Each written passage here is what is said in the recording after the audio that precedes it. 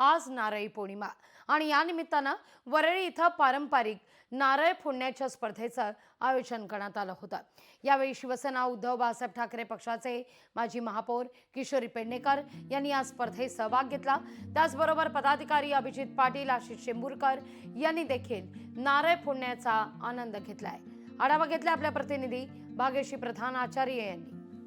आपण आहोत आता वरळीमध्ये आणि आपण बघतोय की शिवसेना उद्धव ठाकरे पक्षाच्या वतीने अभिजित पाटील यांनी एक इथे नारळ फोडण्याची स्पर्धा ठेवलेली आहे। खरं तर आज नारळी पौर्णिमा आहे आणि हा नारळी पौर्णिमा अतिशय महत्त्वाचा सण मानला जातो, कारण या नारळी पौर्णिमेनंतर समुद्रामध्ये नारळ अर्पण करतात कोळी बांधव आणि त्यानंतर मासेमारीला पुन्हा एकदा सुरुवात करतात। समुद्र शांत होण्याचं त्या नारळाच्या माध्यमातून आव्हान देखील केलं जातं। मात्र आज आपण बघतोय की इथे अशा पद्धतीने नारळ फोडण्याच्या स्पर्धा ज्या आहेत त्या कोकणामध्ये रंगलेल्या पाहायला मिळतात। तशा स्पर्धा ज्या आहेत त्या वरळी इथे देखील रंगलेल्या आहेत। खरं तर ही परंपरा आहे आणि परंपरेनुसार दरवर्षी अभिजित पाटील जे आहेत ते इथे स्पर्धा आयोजित करतात।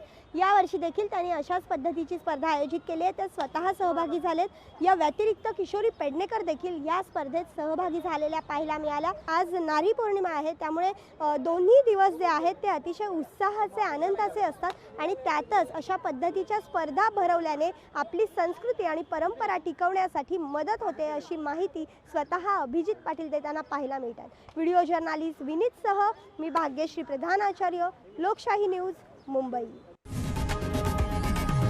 लोकशाही मराठी ऐका, पहा, जागरूक रहा।